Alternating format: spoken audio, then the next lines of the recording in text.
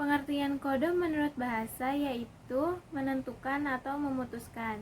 Sedangkan menurut istilah, kode adalah segala ketentuan Allah Subhanahu wa taala sejak zaman azali. Dan pengertian dari qadar menurut bahasa yaitu memberi kadar, aturan, atau ketentuan. Sedangkan menurut istilah, qadar adalah ketetapan Allah Subhanahu wa taala terhadap seluruh makhluknya tentang segala sesuatu. Dalam mengimani qada dan qadar terdapat 4 prinsip. Yang pertama yaitu iman kepada ilmu Allah Subhanahu wa taala.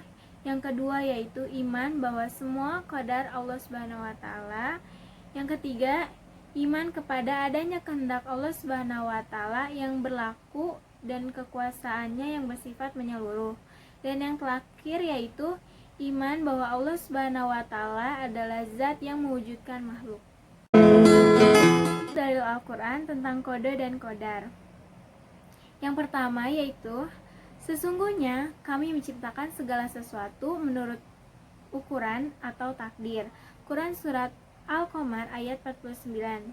Berikutnya yaitu tidak ada suatu bencana apapun yang menimpa di bumi dan tidak pula pada diri kalian melainkan telah tertulis dalam kitab Lauhul Mahfuz sebelum kami menciptakannya.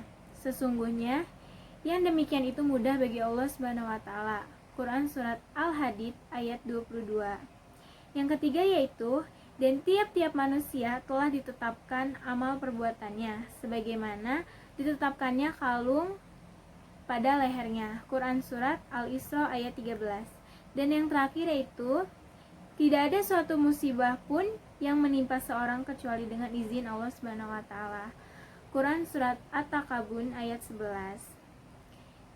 Berikutnya yaitu dalil as-sunnah atau hadis Rasulullah tentang qada dan qadar.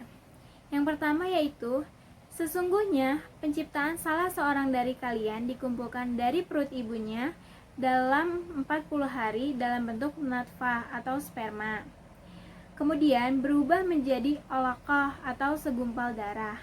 Selama 40 hari kemudian berubah lagi menjadi mudghah atau sepotong daging. Dan selama 40 hari kemudian malaikat dikirimkan kepadanya. Kemudian malaikat meniupkan ruh padanya dan malaikat tersebut diperintahkan 4 hal yaitu menuliskan rizkinya, menuliskan ajalnya, menuliskan amal perbuatannya, dan menuliskan apakah ia celaka atau bahagia. Demi zat yang tidak ada Tuhan yang berhak disembah kecuali Dia. Sesungguhnya salah seorang dari kalian pasti mengerjakan amal perbuatan penghuni surga, sehingga jaraknya dengan surga yaitu cuma 1 lengan. Tiba-tiba ketetapan berlaku padanya. Kemudian ia mengerjakan amal perbuatan penghuni neraka. Kemudian ia pun akan masuk neraka. Sesungguhnya salah seorang dari kalian pasti mengerjakan amal perbuatan penghuni neraka, sehingga ketika jaraknya dengan neraka cuma 1 lengan, tetapi ketetapan berlaku padanya. Kemudian ia mengerjakan amal perbuatan penghuni surga hingga ia masuk surga. Hadis riwayat Muslim. Yang kedua yaitu sesungguhnya seseorang itu diciptakan dalam perut ibunya selama 40 hari dalam bentuk nutfah atau sperma. 40 hari kemudian berubah menjadi segumpal darah. Dan 40 hari kemudian berubah lagi menjadi segumpal daging. Kemudian Allah Subhanahu wa taala memutuskan malaikat untuk meniupkan ruh di dalamnya dan menuliskan 4 hal yaitu rizkinya, ajalnya, amal perbuatannya, dan jalan hidupnya sengsara atau bahagia. Hadis riwayat Bukhari dan Muslim. Salah satu rukun iman yaitu iman kepada qada dan qadar. Dengan demikian, mempercayai qada dan qadar adalah kewajiban sebagaimana ada di dalam sebuah hadis dengan bunyi siapa yang tidak ridho dengan qadaku dan qadarku dan tidak sabar terhadap bencana yang aku timpakan di atasnya, maka hendaklah dia mencari Tuhan selain aku. Hadis riwayat At-Tabrani. Para ulama berpendapat bahwa takdir itu ada dua macam. Yang pertama yaitu takdir mu'allaq. Takdir mu'allaq adalah takdir yang erat kaitannya dengan ikhtiar manusia. Misalnya, ada seorang siswa yang bercita-cita ingin menjadi insinyur pertanian. Untuk menggapai cita-citanya, dia pun harus belajar dengan rajin dan tekun. Dan dia pun melakukan itu, dia belajar dengan rajin dan tekun sampai akhirnya cita-citanya pun tercapai. Hal ini tertulis dalam Quran Surat Ar-Ra'd ayat 11. Yang kedua yaitu takdir mubram.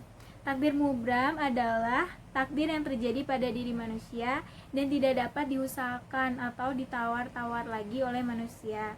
Misalnya, ada seorang anak yang terlahir dengan mata sipit, atau seorang anak yang terlahir dengan kulit hitam, padahal ibu dan ayahnya berkulit putih.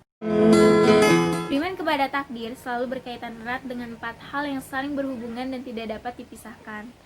Yang pertama yaitu sikap optimis terhadap takdir dari Allah Subhanahu wa taala. Manusia merupakan makhluk paling sempurna. Oleh karena itu, manusia diberi kesempatan untuk memilih dan bahkan diberi cukup banyak pilihan. Manusia dapat memilih ketentuan atau takdir dari Allah Subhanahu wa taala. Namun, pada saatnya manusia akan diminta pertanggungjawaban atas apa yang dia pilih, karena dilakukan atas kesadaran sendiri, sebagaimana dalam firman Allah yang berbunyi, maka dia mengilhamkan kepadanya jalan kejelekan atau ketakwaan, dan sungguh beruntunglah mereka yang mensucikan jiwanya, dan sungguh rugilah mereka yang menodai jiwanya. Quran Surat Asy-Syams ayat 8 dan 10. Yang kedua yaitu ikhtiar. Ikhtiar adalah usaha dengan sungguh-sungguh dan dengan sepenuh hati untuk menggapai cita-cita atau tujuan. Walaupun sudah ditulis qada dan qadarnya, namun pundak manusialah yang menjadi kunci keberhasilan dan keberuntungan hidupnya. Yang ketiga yaitu doa.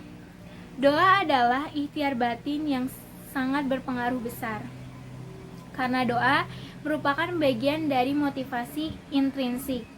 Bagi yang meyakini, doa akan memberikan energi dalam menjalani ikhtiarnya, karena Allah Subhanahu wa taala telah berjanji akan mengabulkan doa setiap umatnya yang memohon dan sungguh benar-benar memohon. Yang terakhir yaitu tawakal. Tawakal adalah menyerahkan segala usaha dan hasil ikhtiarnya hanya kepada Allah Subhanahu wa taala.